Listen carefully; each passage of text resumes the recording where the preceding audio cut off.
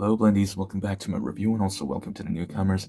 So, another horror review. Finally, I've been doing, and I've been focusing more on kaiju figures recently. But yes, I am still gonna review horror figures time to time again. And yeah, speaking of that, here it is. I have brought my one of my all-time favorite NECA's 18-inch or a quarter scale figure. This is the Freddy Krueger figure from NECA 2004. It's an old figure, quite old figure. It's 22 years far from when this guy was first made. And yes, this is such a cool piece. Like, you gotta admit it, it's Freddy Krueger. Obviously. The funny thing about this particular figure, though, is that when it comes to the packaging, it says it's based on his solo movie, The Nightmare on Elm Street. But his voice lines on this guy is actually based on Freddy vs. Jason. And yeah, there's a smaller 7-inch scale version of him from movie Maniacs, where it does come with a diorama and a Jason Voorhees figure as a set. So yes, just being sized up from that 7-inch scale figure to 18-inch, we can pretty much confirm this is the Freddy vs. Jason version, not the Nightmare on Elm Street version of him. But either way, it's really cool. And you can also tell from the pants that he's wearing. But we'll get through that in a bit. So yeah, it's more like a moving statue, limited articulation, so let's get through the details first. I really am excited to show this to you. It's really my favorite figure.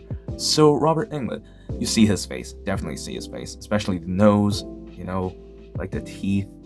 It's menacing, it looks really, really nice. Look at that, look how disgusting the teeth looks like, and look how pepperoni pizza like skin he has. Damn cool, it is damn cool. The head is movable. Not movable, it's removable, and you can make it like Michael Jackson too. But yeah, you can definitely remove it.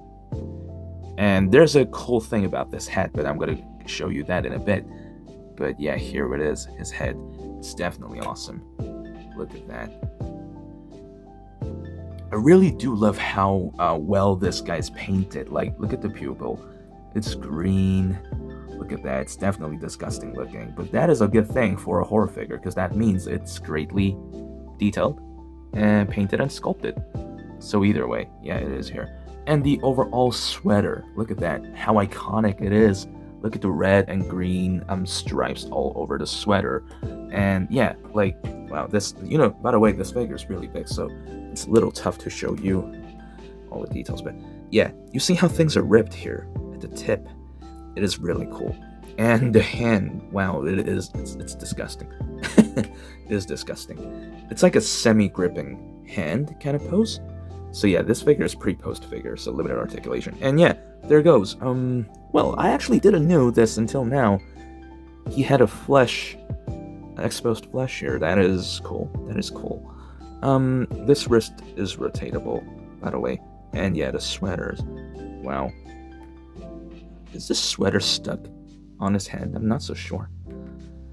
Maybe, just for a detailed purpose. But yeah, the texturing of this sweater is phenomenal on this thing. It's awesome. Like, the weathering, the dark wash everywhere. Absolutely cool. And at the back side, it has a, motion activation gimmick. So yeah, you turn the switch on, and it has a motion sensor at here. There's a tiny hole, so whenever you walk past close enough to this figure or do a little wave on this motion sensor, this guy will speak. I don't have the battery right now, but I have my pre-recorded video that has been uploaded as shorts in my channel already, so you can definitely go check that out. It's already available in my shorts from a while ago. But yes, it is such an awesome figure. Definitely phenomenal. And his backside is really nicely sculpted too. Wow, it's definitely terrifying. Wow, like, there is a definite reason why this has to be one of my all-time favorite 18-inch figure. It's menacing.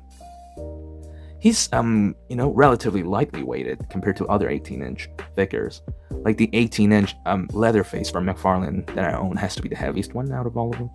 But yeah, a little warped claws here. But that's how it was manufactured in the first place, so I cannot do anything about it. it's a solid plastic piece. So yeah, I usually try to use hair dryer to fix these issues. But when it comes to vintage figures or those figures that I truly love, which is this, I will never risk myself doing so. So I'm just letting it be. That's the best for me.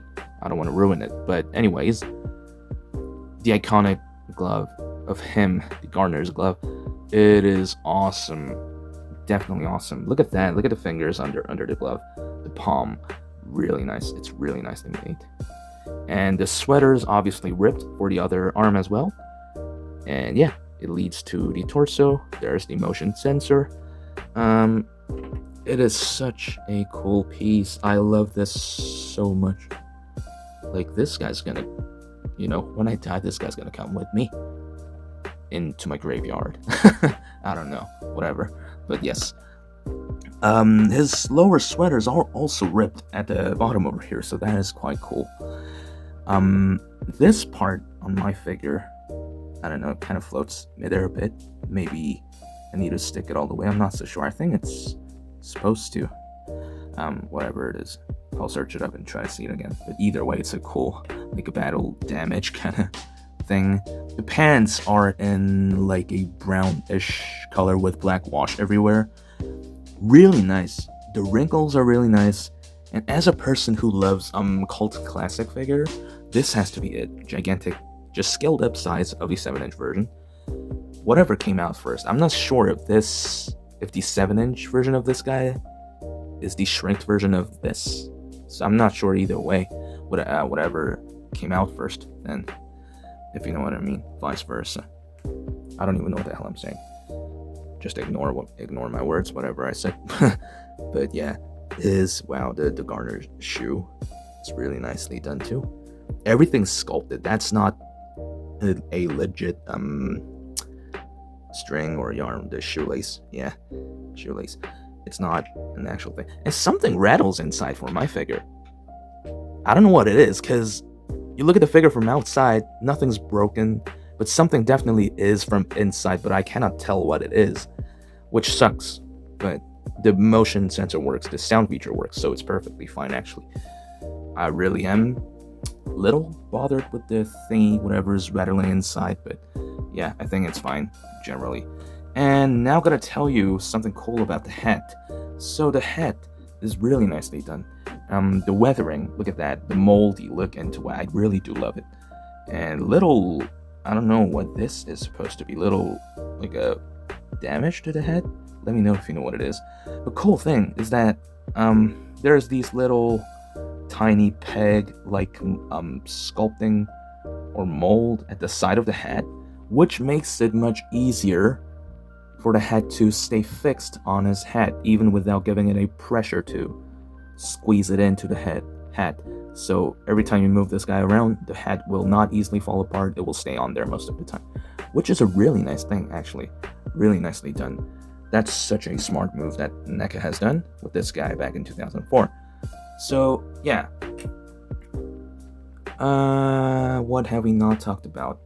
The articulation, right? The articulation. So his head is supposed to be removable. There's another spare head sculpt where it's more like an evil look, which is at the attic and I can't find it. But yeah, it's there.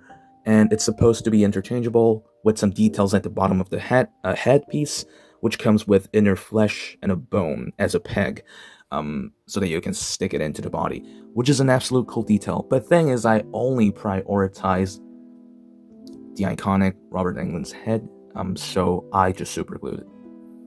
And also, the another reason why I super glued the head to the torso is because it was keep falling off. The head falls off quite frequently on this guy, so you definitely need something to put it in fixed position. So yeah, and yeah, I like it as how it is. Well, anyways, if I haven't super glued the head, it would have moved side to side, definitely easily interchangeable. There's a cut over here, there's our mid cut which swivels, which is completely stuck on mine. There's a ball jointed glove. The other arm moves too, forwards and backwards, side to side swivel, wrist swivel, And putting his wrist like that makes it look like he's pulling someone into his dream world, like how he used to do in Dead by Daylight. So if you know the game, and nothing else. His torso doesn't really move, even though it has a seam. His both feet moves. This one moves a lot, not this one though. It's a little loose for my figure, but nothing broken or some shit. So that's a cool thing. Well, that is pretty much it for today's review with this Freddy Krueger. He's such a cool figure that was made by NECA, and we don't really get any other 18-inch figures like how we used to get back in early 2000s. And it's a little shame that's the case, because I believe NECA can produce like the old cult classic figure or styled kind of figures nowadays. They have recently done it for Harry Potter series. They reissued those, and that gives me a little hope where they can actually reproduce the older cult classic figures too into modernized plastic quality. But these guys still hold to its state. Like these are really durable, very nicely detailed, and most of the older NECA figures are much better in details. For me, that's my take, that's just my opinion, but not the articulation. Obviously articulation's much better on current modern Ultimate NECA figures, but this guy, like sculpting wise, like, you know, this guy's just perfect for me. My number one Freddy Krueger figure I have in my collection. And yeah, because nowadays I'm getting rid of most of the horror figures that I used to have in my collection, but I am not gonna sell my 18-inch figures, because those are how I started to collect my horror figures. They're my start and also the end of my horror collection. So yeah, I'm gonna keep this guy for a long time, hopefully until I die. But yeah, that is pretty much it for today's review. And yeah, thanks for watching. I'll see you in the next video.